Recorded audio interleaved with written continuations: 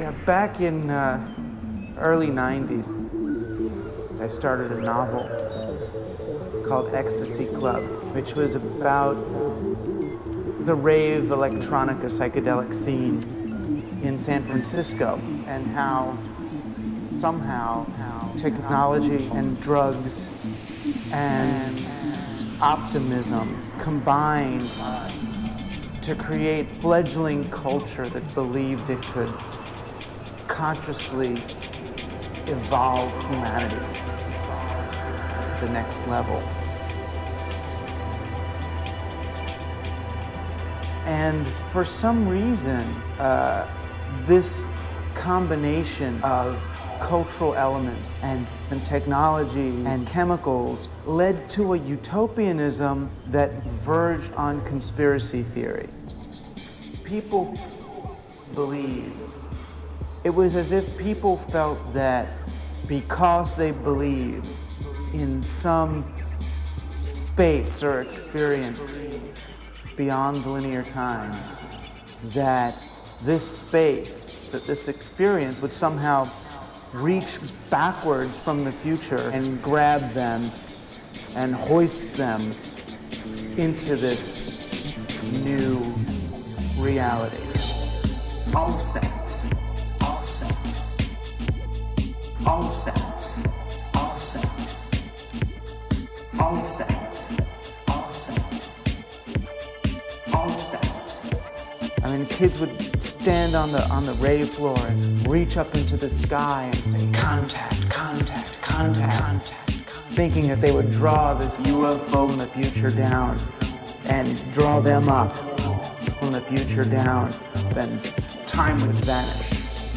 Draw them up, draw them up, draw them up, and epiphanous moments, draw them up, and draw them up. And I realized that there were these epiphanous moments that people had on the dance floor, on ecstasy. There were these moments of collective grace. But for the most part, people in rave either talked about the party that was going to happen next week or the party that did happen last week. So most of the energy seemed to be towards either hyping some future event or spinning some past event. And for me, hype and spin be almost like a cultural time machine. That you travel to the future through hype and you travel to the past through spin.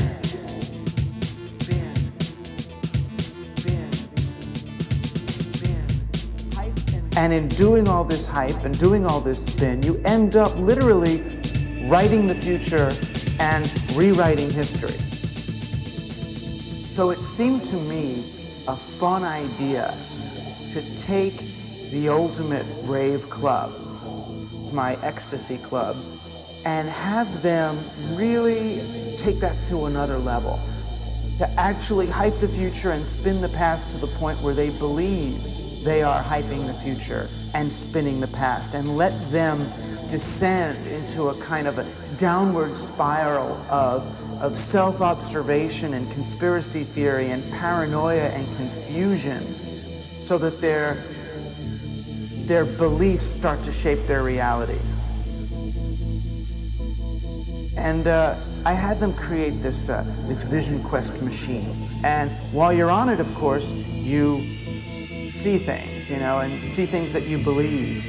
And some of the characters start seeing this word or hearing this sound that's all set, and they don't know what it is until someone either reverses it or looks in a mirror. I forgot exactly what happened, and they realize all set is Tesla backwards. And they believe then that they've come upon this time portal to go back and visit Tesla.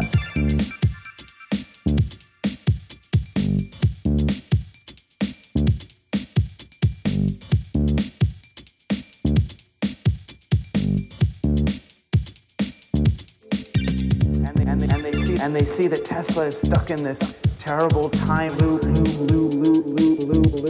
terrible time loop where, you know, people from Westinghouse or some evil cult are feeding back current discoveries to Tesla so he can work on them, and then they come back up to the future through their patents, and then they can feed back again. And it's, you know, supposedly this explanation of why there was so much technological development in those 20 or 30 years, you know, beyond what would normally be expected for just a few decades' time.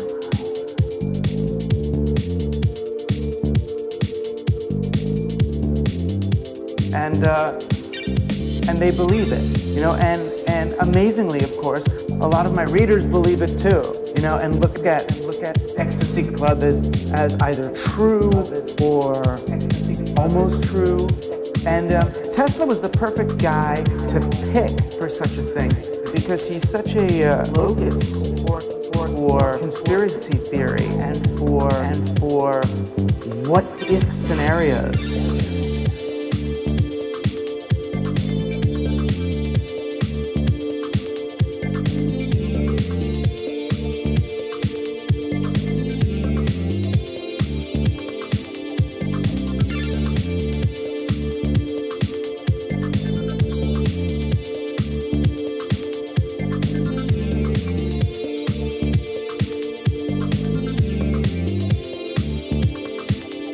And I think the reason he is because he did things that demonstrated the interconnectivity of things that seem remote.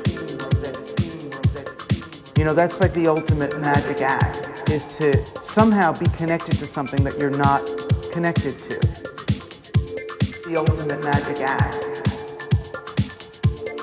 Interconnectivity.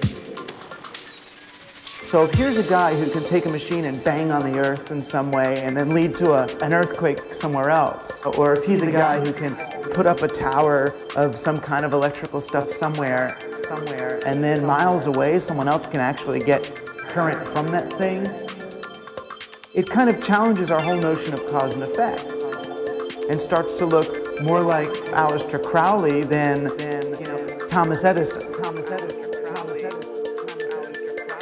It's kind of part of what the internet rebirths. That one time is connected to some other period in time, or that one location is connected to another location, or that one person is connected to another person, or another phenomenon, or another lifetime, or another lifetime. You know, it's what the internet allows people to do in a very tangible way, to experience the kind of intimacy or connection to the world around them.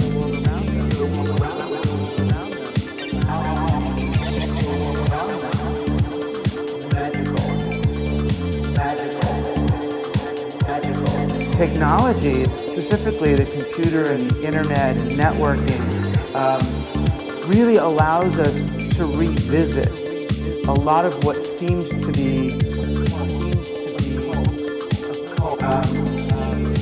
a cult, or what seemed to be magical or otherworldly. And that's from the Bible and Merlin and John Dee and Crowley, right through Tesla and Bohr and Einstein and people who were looking at the crazy reality in which we live, where our obstacles to intimacy and the opacity and the occult nature, our connection to one another is being revealed. You know, and that's both the most inspiring yet frightening quality of existence.